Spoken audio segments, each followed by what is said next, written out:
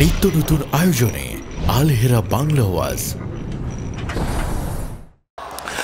ইউসুফ নবীর সৌন্দর্য আমার নবীর মাঝে আছে নাকি নাই?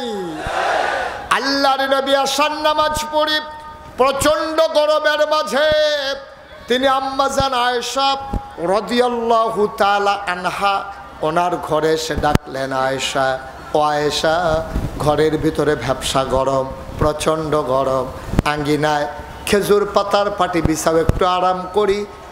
আল্লাহর নবী এসে ডেকে বললেন, আয়েশা, কথা মনে আছে নাকি? ও আয়েশা, প্রচন্ড গরম, ভ্যাপসা গরম, বাইরে মৃদু মন্দ বাতাস, তুমি একটু খেজুর পাতার পাটি বিছাও দেখি। আম্মা জান আয়েশা পাটি বিছালেন, আসন পেতে বসলেন, নবী কুলে মাথা রেখে শুয়ে পড়লেন। আমার আম্মা জান আয়েশা কপালের ভিতরে টিপে দেয়, আস্তে করে চুলের ভিতরে আঙ্গুল বুলিয়ে দেয়। আমার নবী চোখ বন্ধ করে আছেন। নবীর এক সাহাবা নবীর সাথে দেখা করার জন্য এসেছেন। দূর থেকে তাকাইয়া দেখে আকাশে চতুর্দশী পূর্ণিমার চাঁদ, ভরা জ্যোৎস্না, আকাশের ভিতরে একটা চাঁদ হাসতেছে। সাহাবা অবাক বিস্ময়ে তাকিয়ে দেখে আজকে চাঁদ দুইটা, একটা আকাশে আর একটা জমিনে। চাঁদ কয়টা? বা কথা কটা, চাঁদ কয়টা? একটা আকাশে হাসে, আর একটা আম্মা জান আয়েশার কুলের মাঝে ঘুমিয়ে আছে। সাহাবা চমকে উঠলেন, থমকে দাঁড়ালেন, আশ্চর্যান্বিত হয়ে গেলেন। আবার তিনি একবার আকাশের দিকে তাকায়, একবার জমিনের দিকে তাকায়, আবার আকাশে, আবার জমিনে। তিনি সিদ্ধান্তহীনতায় ভুগতেছিলেন। তিনি চিন্তা করতেছিলেন কোন চাঁদটা সুন্দর। সুবহানাল্লাহ কয় না? আকাশের চাঁদ সুন্দর নাকি আম্মা জান আয়েশার কুলের চাঁদ সুন্দর? তিনি বারবার আকাশে আর জমিনে, আকাশে আর জমিনে বারবার তাকায়। শেষ পর্যন্ত তিনি রায় দিয়ে দিলেন, আকাশের চাঁদের চাইতে আম্মা জান আয়েশার কোলে শোয়া আমার নবীর চেহারা মুবারক আকাশের চাঁদের চাইতে আরো কোটি গুণ বেশি সুন্দর।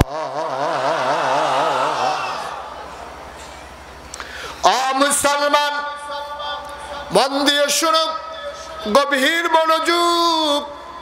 এই নবীজিকে আল্লাহ তাবারক ওয়া তাআলা সবার শেষে পাঠাইলেন। আমাদের জানতে মন চায়, সব নবীরে সব দিলেন, আমার নবীরে কি দিলেন? আমরা যখন জানতে চাইলাম, সাহাবিন, তাবেইন, তাবে তাবেইন, উম্মাহাতুল মুমিনিন, আইম্মে মুজতাহিদিন, আইম্মে শরীয়ত, আইম্মে তরিকত, সালফে সালিহিন, উলামায়ে মুতাকাদ্দিমিন মুতাআখিরিন, ইমাম সাহেবান, মুফাসসিরিনে কেরাম, মুফতিয়ান আযম, উলামায়ে কেরাম সবাই মিলে কয়, শোনো শোনো শোনো, 1,24,000 বলো আর 2,24,000 বলো, সকল নবী এবং রাসূল মিলে যা আমার নবীজি একাই তা।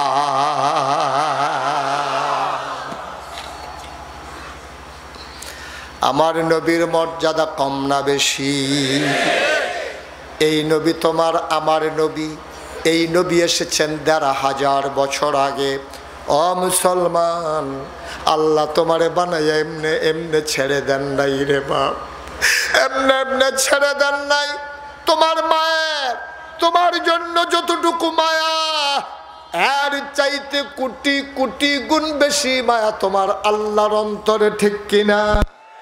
সন্তান যখন মা মা মা বলে ডাক দেয়, মা হাতের কাজ ফেলে সন্তানকে কুলে জড়ায় তুলে নেয়ার জন্য দৌড় দেয়। আহারে মা, মায়ের মনের ভিতরে কতটুকুন মায়া। মায়াকে আল্লাহ 100 ভাগ করেছেন, 99 ভাগ মায়া স্বয়ং আল্লাহর, বাকি 1 ভাগ মায়া সমস্ত মাখলুকাতকে আল্লাহ দান করেছেন।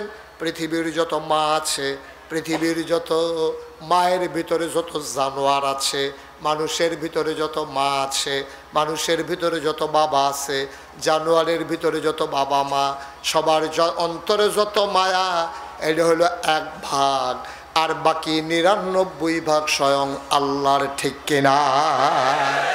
সামান্য একটু মায়া, হ্যাঁ, কতটুকুন মায়া? এই মায়াটা 1 ভাগ মায়া সবার মাঝে ভাগ করে দিছে। এবার বুঝেন একজনের অন্তরে কেজি খানেক করে পড়ছে। আমার কথা না, 1 কেজি করে পড়ছে।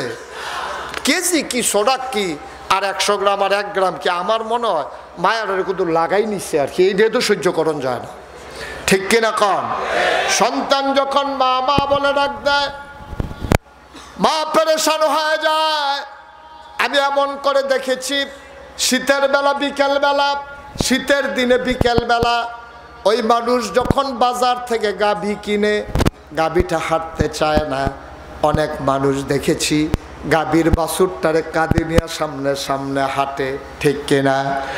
আমি বললাম, ভাই বাছুরটারে কাঁধে নিয়ে আপনি হাঁটেন কেন? কয় এই জন্য গাভীটারে আর ধাক্কানো লাগে না, বাছুর যেদিকে যায় বাছুরের মায় গাভীও যায়। বাছুর নিয়ে যদি মানুষটা শীতের বেলা পানিতে নেমে যায়, গাভীটাও পানিতে নেমে যায়। ও মুসলমান, এতটুকুন মায়া পাওয়ার পরে ওই গাভীর যদি এমন লাগে, এতটুকুন মায়া পাওয়ার পরে মায়ের যদি এমন লাগে, আবার চিন্তা করে দেখো, আমার আল্লাহকে যখন বান্দা আল্লাহ বলে ডাক দেয়, যখন বলে লা ইলাহা ইল্লাল্লাহ, হাদিস শরীফে এসেছে ওই আকাশের ভিতরে নূরের একটা খুঁটি আছে, ওই খুঁটিটা থরথর করে কাঁপতে থাকে। খুঁটিকে জিজ্ঞেস করে, আল্লাহ তুমি কাঁপো কেন? কয় পলাশের জমিনে ওই ধগা ময়দানে মানুষগুলো লা ইলাহা ইল্লাল্লাহ জিকির করে, এই জিকিরের ধাক্কায় সে আমার গায়ে লাগে। সুবহানাল্লাহ কয় না? ওই জিকিরের ধাক্কায় সে আমার গায়ে লাগে, আমার গায়ে লাগার কারণে আমি কাঁপতেছি। আল্লাহ কয় থেমে যাও, তোমার কারণে আরশ কাঁপে, তোমার কারণে আকাশ কাঁপে, সব কাঁপে তোমার কারণে, তুমি থেমে যাও। ওই খুঁটি বলে আমি থামবো না। কয় কেন থামবা না? কয় আমার একটা শর্ত আছে, তারপরে আমি থামবো। কয় কি শর্ত তোমার? কয় ওই পলাশের ঈদগাহ ময়দানে যারা লা ইলাহা ইল্লাল্লাহর জিকির করলো, তাদের জীবনের সমস্ত গুনাহগুলো যদি মাফ হয়ে যায়, আমি থামবো, তার আগে না। আল্লাহ বলেন, আকাশের ফেরেশতারা, ও নূরের খুঁটি তোমরা সাক্ষী থাকো, ওই ময়দানের মানুষগুলোকে আমি মাফ করে দিলাম, এবার থেমে যাও। ও মুসলমান, এইটাই হচ্ছে সহি কথা, সঠিক কথা। বান্দা যখন আল্লাহ বলে ডাক দেয়, আল্লাহ ওই ডাক সইতে পারে না, ঠিক কিনা? এটা সাংঘাতিক একটা ডাক। আল্লাহ তাবারক ওয়া তাআলা বান্দাদের জন্য মায়া কি কম না বেশি? মায়ের চাইতে কম না বেশি? বাবার চাইতে কম না বেশি? আপনি বলবেন না কম না বেশি? উনি কয় সবার যেই মত, আমারও এই মত। এই জন্য উনি চুপ করে রয়েছে। সবাই কথা কইন, কম না বেশি? জোরে কন, সবাই কন মারহাবা, বলেন মারহাবা। আপনি মুখ ফর্দা টর্দা খুলেন না, বেরিয়ে এইতে ফর্দা করে না, বেড়া না কাপ টাকাপ লাগাইয়া ইয়া বসে না।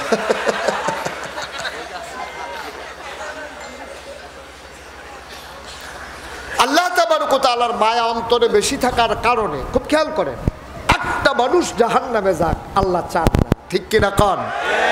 আল্লাহ যেদিন বলেছিলেন ইন্নী জাইলুন ফিল আরদি খলিফা, আমি একটা কওম, আমি একটা সম্প্রদায়, আমি একদল মানুষ বানাতে চাই, ফেরেশতারা বলছিল বানাবেন না। আল্লাহ বলেছিলেন ইন্নী আলামু মা লা তা'লামুন, আমি যা জানি তোমরা তা জানো না। মানুষ বানানো হয়ে গেল। জানতে চাইলাম মাওলা মানুষ কেন বানিয়েছো? আল্লাহ কয় ইয়া আইয়ুহান নাস, ও দুনিয়ার মানুষেরা, উবুদু, তোমরা ইবাদত করো, রব্বাকুম, তোমাদের যিনি রব, আল্লাযী খলাকাকুম, যিনি তোমাদেরকে সৃষ্টি করেছেন, ওয়াল্লাযীনা মিন ক্বাবলিকুম, শুধু তোমারে না, তোমারে, তোমার আব্বারে, তোমার আম্মারে, তোমার দাদা, তোমার দাদি, তোমার নানা, তোমার নানি, তোমার 14 গোষ্ঠী, তোমার জাতির পিতা ইব্রাহিম। জাতির পিতা কে? জুড়ে বলেন কে?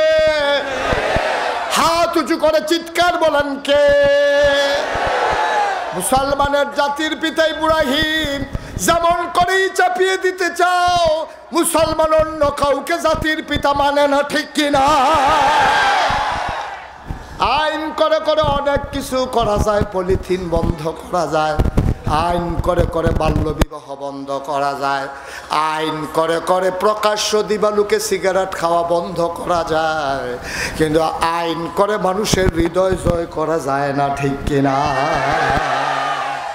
আইন করে করে ইচ্ছে করলেই মানুষের হৃদয়কে জয় করা যায় না, এর প্রমাণ দেওয়ার দরকার নাই। বর্তমান জমানা প্রেক্ষাপটই তার বড় প্রমাণ, ঠিক কিনা কর?